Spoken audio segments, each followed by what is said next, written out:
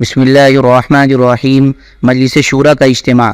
حالات کی اس اچانک اور پرخطر تبدیلی کے پیش نظر رسول اللہ صلی اللہ علیہ وسلم نے ایک اعلیٰ فوجی مجلس شورا منعقد کی، جس میں درپیش صورتحال کا تذکرہ فرمایا اور کمانڈروں اور عام فوجیوں سے تبادلہ خیالات کیا۔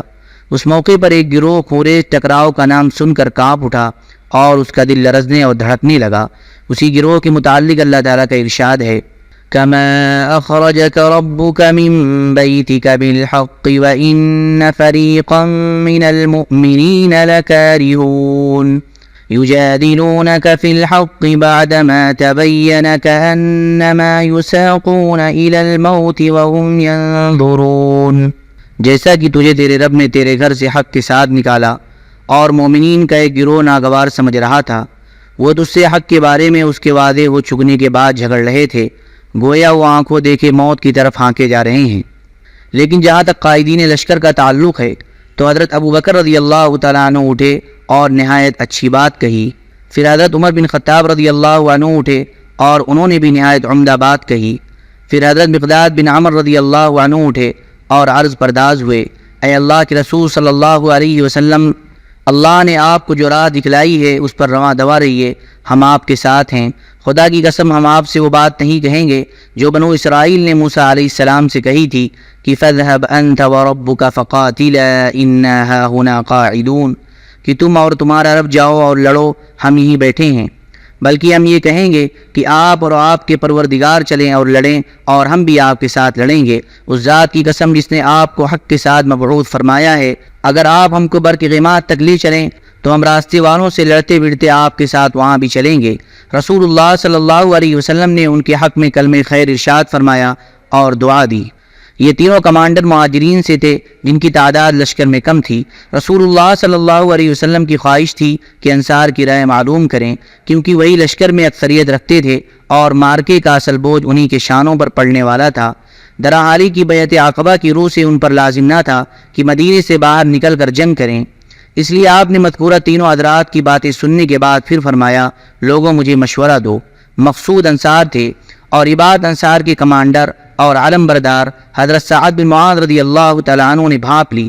چنانچہ انہوں نے عرض کیا کہ بخدا ایسا معلوم ہوتا ہے کہ اے اللہ کے رسول صلی اللہ علیہ وسلم، آپ کا روئے سخن ہماری طرف ہے۔ آپ نے فرمایا ہاں۔ انہوں نے کہا، ہم تو آپ پر ایمان لائے ہیں، آپ کی تصدیق کی ہے اور یہ گواہی دی ہے کہ آپ جو کچھ لے کر آئے ہیں سب حق ہے، اور اس پر ہم نے آپ کو اپنی سمع و اطاعت کا عہد و میثاق دیا ہے۔ لہذا اے اللہ کے رسول صلی اللہ علیہ وسلم، آپ کا جو ارادہ ہے اس کے لیے پیش قدمی فرمائیے۔ اس ذات کی قسم جس نے آپ کو حق کے ساتھ مبعوث فرمایا ہے، اگر آپ ہمیں ساتھ لے کر اس سمندر میں کودنا چاہیں تو ہم اس میں بھی آپ کے ساتھ کود پڑیں گے، ہمارا ایک آدمی بھی پیچھے نہ رہے گا۔ ہمیں قطعاً کوئی ہچکچاہٹ نہیں کہ کل آپ ہمارے ساتھ دشمن سے ٹکرا جائیں۔ ہم جنگ میں پامرد اور لڑنے میں جواں مرد ہیں، اور ممکن ہے اللہ آپ کو ہمارا جوہر دکھلائے جس سے آپ کی آنکھیں ٹھنڈی ہو جائیں، پس آپ ہمیں ہمراہ لے کر چلیں، اللہ برکت دے۔ ایک روایت میں یوں ہے کہ حضرت سعد بن معاذ رضی اللہ تعالیٰ عنہ نے رسول اللہ صلی اللہ علیہ وسلم سے عرض کیا کہ غالباً آپ کو اندیشہ ہے کہ انصار اپنا یہ فرض سمجھتے ہیں کہ وہ آپ کی مدد محض اپنے دیار میں کریں، اس لیے میں انصار کی طرف سے بول رہا ہوں اور ان کی طرف سے جواب دے رہا ہوں۔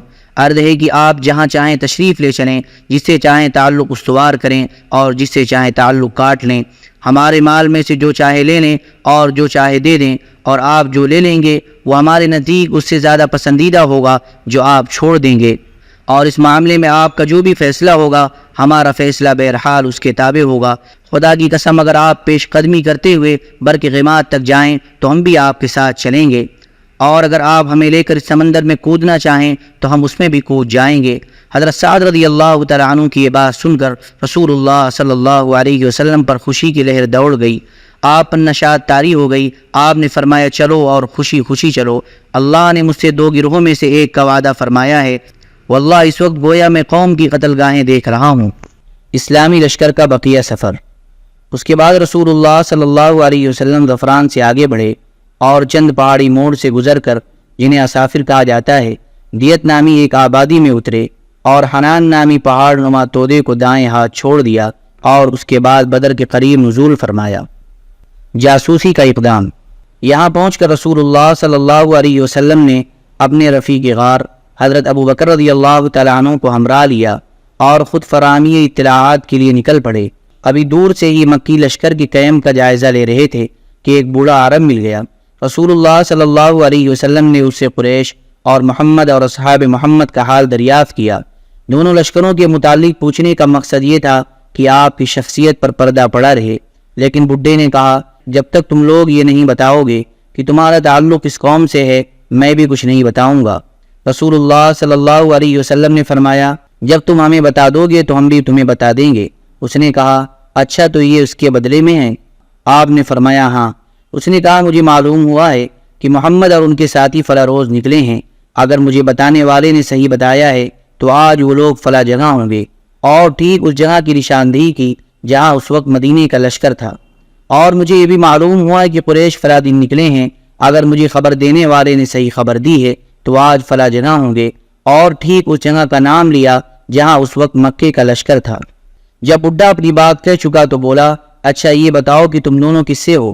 رسول اللہ صلی اللہ علیہ وسلم نے فرمایا ہم لوگ پانی سے ہیں، اور یہ کہہ کر واپس چل پڑے۔ بڈھا بکتا رہا پانی سے ہیں کیا عراق کے پانی سے ہیں؟ لشکر کے بارے میں اہم معلومات کا حصول۔ اسی روز شام کو آپ صلی اللہ علیہ وسلم نے دشمن کے حالات کا پتہ لگانے کے لیے نئے سرے سے ایک جاسوسی دستہ روانہ فرمایا۔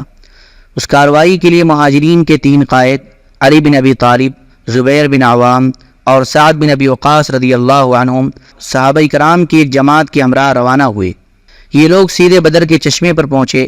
وہاں 2 غلام مکی لشکر کے لیے پانی بھر رہے تھے، انہیں گرفتار کر لیا اور رسول اللہ صلی اللہ علیہ وسلم کی خدمت میں حاضر کیا۔ اس وقت آپ صلی اللہ علیہ وسلم نماز پڑھ رہے تھے۔ صحابہ نے ان دونوں سے حالات دریافت کیے۔ انہوں نے کہا ہم قریش کے سقے ہیں، انہوں نے ہمیں پانی بھرنے کے لیے بھیجا ہے۔ قوم کو یہ جواب پسند نہ آیا، انہیں توقع تھی کہ یہ دونوں ابو سفیان کے آدمی ہوں گے، کیونکہ ان کے دلوں میں اب بھی بچی کچی آرزو رہ گئی تھی کہ قافلے پر غلبہ حاصل ہو۔ چنانچہ صحابہ نے ان دونوں کی ذرا سخت پٹائی کر دی اور انہوں نے مجبور ہو کر کہہ دیا کہ ہاں ہم ابو سفیان کے آدمی ہیں۔ اس کے بعد مارنے والوں نے ہاتھ روک لیا۔ رسول اللہ صلی اللہ علیہ وسلم نماز سے فارغ ہوئے تو ناراضی سے فرمایا جب ان دونوں نے صحیح بات بتائی تو آپ لوگوں نے پٹائی کر دی، اور جب جھوٹ کہا تو چھوڑ دیا۔ خدا کی قسم ان دونوں نے صحیح کہا تھا کہ یہ قریش کے آدمی ہیں۔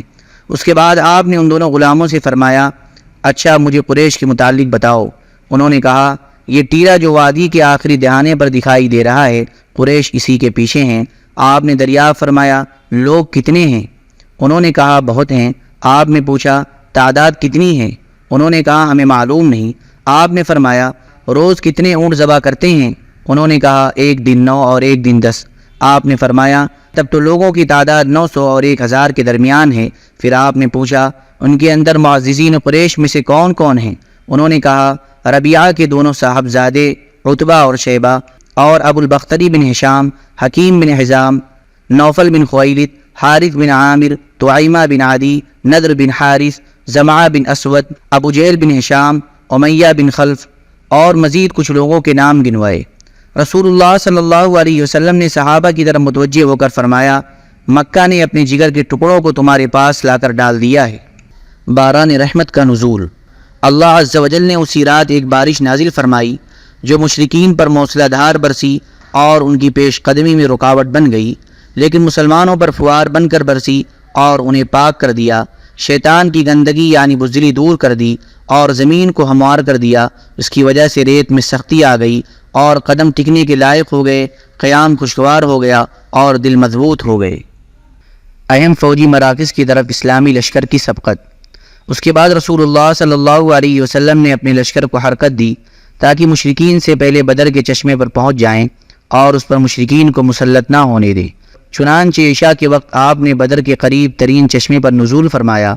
اس موقع پر حضرت حباب بن منذر رضی اللہ تعالیٰ عنہ نے ایک ماہر فوجی کی حیثیت سے دریافت کیا کہ یا رسول اللہ صلی اللہ علیہ وسلم کیا اس مقام پر آپ اللہ کے حکم سے نازل ہوئے ہیں کہ ہمارے لیے اس سے آگے پیچھے ہٹنے کی گنجائش نہیں، یا آپ نے اسے محض ایک جنگی حکمت عملی کے طور پر اختیار فرمایا ہے؟ آپ نے فرمایا یہ محض جنگی حکمت عملی کے طور پر ہے۔ انہوں نے کہا یہ مناسب جگہ نہیں ہے، آپ آگے تشریف لے چلیں اور قریش کے سب سے قریب جو چشمہ ہو اس پر پڑاؤ ڈالیں، پھر ہم بقیہ چشمے پاٹ دیں گے اور اپنے چشمے پر حوض بنا کر پانی بھر لیں گے اس کے بعد ہم قریش سے جنگ کریں گے تو ہم پانی پیتے رہیں گے اور انہیں پانی نہ ملے گا۔ رسول اللہ صلی اللہ علیہ وسلم نے فرمایا تم نے بہت ٹھیک مشورہ دیا۔ اس کے بعد آپ لشکر سمیت اٹھے اور کوئی آدھی رات گئے دشمن کے سب سے قریب ترین چشمے پر پہنچ کر پڑاؤ ڈالا۔ پھر صحابہ کرام نے حوض بنایا اور باقی تمام چشموں کو بند کر دیا۔ مرکز قیادت۔ صحابہ کرام چشمے پر پڑاؤ ڈال چکے تو حضرت سعد بن معاذ رضی اللہ تعالیٰ عنہ نے یہ تجویز پیش کی کہ کیوں نہ مسلمان آپ کے لیے ایک مرکز قیادت تعمیر کر دیں تاکہ خدا نخواستہ فتح کے بجائے شکست سے دوچار ہونا پڑ جائے یا کسی اور ہنگامی حالت سے سابقہ پیش آ جائے تو اس کے لیے ہم پہلے ہی سے مستعد رہیں۔ چنانچہ انہوں نے عرض کیا اے اللہ کے نبی صلی اللہ علیہ وسلم کیوں نہ ہم آپ کے لیے ایک چھپر تعمیر کر دیں جس میں آپ تشریف رکھیں گے اور ہم آپ کے پاس آپ کی سواریاں بھی مہیا رکھیں گے، اس کے بعد اپنے دشمن سے ٹکر لیں گے۔ اگر اللہ نے ہمیں عزت بخشی اور دشمن پر غلبہ عطا فرمایا تو یہ وہ چیز ہوگی جو ہمیں پسند ہے، اور اگر دوسری صورت پیش آ گئی تو آپ سوار ہو کر ہماری قوم کے ان لوگوں کے پاس جا رہے ہوں گے جو پیچھے رہ گئے ہیں۔ در حقیقت آپ کے پیچھے اے اللہ کے نبی صلی اللہ علیہ وسلم ایسے لوگ رہ گئے ہیں کہ ہم آپ کی محبت میں ان سے بڑھ کر نہیں۔ اگر انہیں یہ اندازہ ہوتا کہ آپ جنگ سے دوچار ہوں گے تو وہ ہرگز پیچھے نہ رہتے۔ اللہ ان کے ذریعے آپ کی حفاظت فرمائے گا، وہ آپ کے خیر خواہ ہوں گے اور آپ کے ہمراہ جہاد کریں گے۔ اس پر رسول اللہ صلی اللہ علیہ وسلم نے ان کی تعریف فرمائی اور ان کے لیے دعائے خیر کی، اور مسلمانوں نے میدان جنگ کے شمال مشرق میں ایک اونچے ٹیلے پر چھپر بنایا جہاں سے پورا میدان جنگ دکھائی پڑتا تھا۔ پھر آپ صلی اللہ علیہ وسلم کے اس مرکز قیادت کی نگرانی کے لیے حضرت سعد بن معاذ رضی اللہ تعالیٰ عنہ کی کمان میں انصاری نوجوانوں کا ایک دستہ منتخب کر دیا گیا۔ لشکر کی ترتیب اور شب گزاری۔ اس کے بعد رسول اللہ صلی اللہ علیہ وسلم نے لشکر کی ترتیب فرمائی اور میدان جنگ میں تشریف لے گئے۔ وہاں آپ اپنے ہاتھ سے اشارہ فرماتے جا رہے تھے کہ یہ کل فلاں کی قتل گاہ ہے انشاءاللہ، اور یہ کل فلاں کی قتل گاہ ہے انشاءاللہ۔ اس کے بعد رسول اللہ صلی اللہ علیہ وسلم نے وہیں ایک درخت کی جڑ کے پاس رات گزاری، اور مسلمانوں نے بھی پرسکون نفس اور تابناک افق کے ساتھ رات گزاری۔ ان کے دل اعتماد سے پر تھے اور انہوں نے راحت و سکون سے اپنا حصہ حاصل کیا۔ انہیں یہ توقع تھی کہ صبح اپنی آنکھوں سے اپنے رب کی بشارتیں دیکھیں گے۔ إِذْ يُغَشِّيكُمُ النُّعَاسَ أَمَنَةً مِّنْهُ وَيُنَزِّلُ عَلَيْكُم مِّنَ السَّمَاءِ مَاءً لِّيُطَهِّرَكُم بِهِ وَيُذْهِبَ عَنكُمْ رِجْزَ الشَّيْطَانِ وَلِيَرْبِطَ عَلَى قُلُوبِكُمْ وَيُثَبِّتَ بِهِ الْأَقْدَامَ۔ جب اللہ تم پر اپنی طرف سے امن و بے خوفی کے طور پر نیند طاری کر رہا تھا اور تم پر آسمان سے پانی برسا رہا تھا تاکہ تمہیں اس کے ذریعے پاک کر دے اور تم سے شیطان کی گندگی دور کر دے اور تمہارے دل مضبوط کر دے اور تمہارے قدم جما دے۔ یہ رات جمعہ 17 رمضان سن 2 ہجری کی رات تھی اور آپ اس مہینے کی 8 یا 12 تاریخ کو مدینے سے روانہ ہوئے تھے۔ میدان جنگ میں مکی لشکر کی آمد اور ان کا باہمی اختلاف۔ دوسری طرف قریش نے وادی کے دہانے کے باہر اپنے کیمپ میں رات گزاری اور صبح اپنے تمام دستوں سمیت ٹیلے سے اتر کر بدر کی جانب روانہ ہوئے۔ ایک گروہ رسول اللہ صلی اللہ علیہ وسلم کے حوض کی جانب بڑھا۔ آپ نے فرمایا انہیں چھوڑ دو، مگر ان میں سے جس نے بھی پانی پیا وہ اس جنگ میں مارا گیا۔ صرف حکیم بن حزام بچا جو بعد میں مسلمان ہوا اور بہت اچھا مسلمان ہوا۔ اس کا دستور تھا کہ جب بہت پختہ قسم خوانی ہوتی تو کہتا لا والذی نجانی من یوم بدر، قسم ہے اس ذات کی جس نے مجھے بدر کے دن سے نجات دی۔ بہرحال جب قریش مطمئن ہو چکے تو انہوں نے مدنی لشکر کی قوت کا اندازہ لگانے کے لیے عمیر بن وہب جمحی کو روانہ کیا۔ عمیر نے گھوڑے پر سوار ہو کر لشکر کا چکر لگایا، پھر واپس جا کر بولا کچھ کم یا کچھ زیادہ 300 آدمی ہیں، لیکن ذرا ٹھہرو میں دیکھ لوں ان کی کوئی کمین گاہ یا کمک تو نہیں۔ اس کے بعد وہ وادی میں گھوڑا دوڑاتا ہوا دور تک نکل گیا لیکن اسے کچھ دکھائی نہ پڑا۔ چنانچہ اس نے واپس جا کر کہا میں نے کچھ پایا تو نہیں، لیکن اے قریش کے لوگوں میں نے بلائیں دیکھی ہیں جو موت کو لادے ہوئے ہیں۔ یثرب کے اونٹ اپنے اوپر خالص موت سوار کیے ہوئے ہیں۔ یہ ایسے لوگ ہیں جن کی ساری حفاظت اور ملجا و ماوا خود ان کی تلواریں ہیں، کوئی اور چیز نہیں۔ خدا کی قسم میں سمجھتا ہوں کہ ان کا کوئی آدمی تمہارے آدمی کو قتل کیے بغیر قتل نہ ہوگا، اور اگر تمہارے خاص افراد کو انہوں نے مارا تو اس کے بعد جینے کا مزہ ہی کیا ہے، اس لیے ذرا اچھی طرح سوچ سمجھ لو۔ اس موقع پر ابو جہل کے خلاف جو کہ مارکہ آرائی پر تلا ہوا تھا ایک اور جھگڑا اٹھ کھڑا ہوا جن میں مطالبہ کیا گیا کہ جنگ کے بغیر مکہ واپس جائیں۔ چنانچہ حکیم بن حزام نے لوگوں کے درمیان دوڑ دھوپ شروع کر دی۔ وہ عتبہ بن ربیعہ کے پاس آیا اور بولا ابو الولید آپ قریش کے بڑے آدمی اور واجب الاطاعت سردار ہیں، پھر آپ کیوں نہ ایک اچھا کام کر جائیں جس کے سبب آپ کا ذکر ہمیشہ بھلائی سے ہوتا رہے۔ عتبہ نے کہا حکیم، وہ کون سا کام ہے؟ اس نے کہا آپ لوگوں کو واپس لے جائیں اور اپنے حریف عمرو بن حضرمی کا معاملہ جو سریہ نخلا میں مارا گیا تھا اپنے ذمے لے لیں۔ عتبہ نے کہا مجھے منظور ہے، تم میری طرف سے اس کی ضمانت لے لو، وہ میرا حلیف ہے، میں اس کی دیت کا بھی ذمہ دار ہوں اور اس کا جو مال ضائع ہوا اس کا بھی۔ اس کے بعد عتبہ نے حکیم بن حزام سے کہا تم حنظلیہ کے پوت کے پاس جاؤ، کیونکہ لوگوں کے معاملات کو بگاڑنے اور بھڑکانے کے سلسلے میں مجھے اس کے علاوہ کسی اور سے کوئی اندیشہ نہیں۔ حنظلیہ کے پوت سے مراد ابو جہل ہے، حنظلیہ اس کی ماں تھی۔ اس کے بعد عتبہ بن ربیعہ نے کھڑے ہو کر تقریر کی اور کہا قریش کے لوگوں، تم لوگ محمد اور ان کے ساتھیوں سے لڑ کر کوئی کارنامہ انجام نہ دو گے۔ خدا کی قسم اگر تم نے انہیں مار لیا تو صرف ایسے ہی چہرے دکھائی پڑیں گے جنہیں دیکھنا پسند نہ ہوگا، کیونکہ آدمی نے اپنے چچیرے بھائی کو یا خالہ زاد بھائی کو یا اپنے ہی کنبے قبیلے کے کسی آدمی کو قتل کیا ہوگا، اس لیے واپس چلے چلو اور محمد صلی اللہ علیہ وسلم اور سارے عرب سے کنارہ کش ہو رہو۔ اگر عرب نے انہیں مار لیا تو یہ وہ چیز ہوگی جسے تم چاہتے ہو، اور اگر دوسری صورت پیش آئی تو محمد صلی اللہ علیہ وسلم تمہیں اس حالت میں پائیں گے کہ تم نے جو سلوک ان سے کرنا چاہا تھا اسے نہ کیا۔ ادھر حکیم بن حزام ابو جہل کے پاس گیا تو ابو جہل اپنی زرہ درست کر رہا تھا۔ حکیم نے کہا ابو الحکم، مجھے عتبہ نے تمہارے پاس یہ اور یہ پیغام دے کر بھیجا ہے۔ ابو جہل نے کہا خدا کی قسم محمد صلی اللہ علیہ وسلم اور اس کے ساتھیوں کو دیکھ کر عتبہ کا سینہ سوج آیا ہے، نہیں ہرگز نہیں، بخدا ہم واپس نہ ہوں گے یہاں تک کہ اللہ ہمارے اور محمد صلی اللہ علیہ وسلم کے درمیان فیصلہ فرما دے۔ عتبہ نے جو کچھ کہا ہے وہ محض اس لیے کہا ہے کہ وہ محمد صلی اللہ علیہ وسلم اور اس کے ساتھیوں کو اونٹ کھور سمجھتا ہے، اور خود عتبہ کا بیٹا بھی انہی کے درمیان ہے، اس لیے وہ تمہیں ان سے ڈراتا ہے۔ عتبہ کے صاحبزادے ابو حذیفہ قدیم الاسلام تھے اور ہجرت کر کے مدینہ تشریف لا چکے تھے۔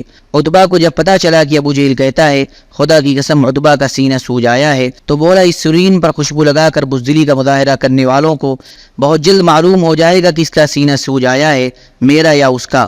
ادھر ابو جہل نے اس خوف سے کہ کہیں معارضہ طاقتور نہ ہو جائے، اس گفتگو کے بعد جھٹ عامر بن حضرمی کو جو سریہ عبداللہ بن جہش کے مقتول عمرو بن حضرمی کا بھائی تھا بلا بھیجا اور کہا کہ یہ تمہارا حریف عتبہ چاہتا ہے کہ لوگوں کو واپس لے جائے، حالانکہ تم اپنا انتقام اپنی آنکھ سے دیکھ چکے ہو، لہذا اٹھو اور اپنی مظلومیت اور اپنے بھائی کے قتل کی دہائی دو۔ اس پر عامر اٹھا اور سرین سے کپڑا اٹھا کر چیخا وا عمراہ وا عمراہ، ہائے عمرو ہائے عمرو۔ اس پر قوم گرم ہو گئی، ان کا معاملہ سنگین اور ان کا ارادہ جنگ پختہ ہو گیا، اور عتبہ نے جس سوجھ بوجھ کی دعوت دی وہ رائے گاہ ہو گئی۔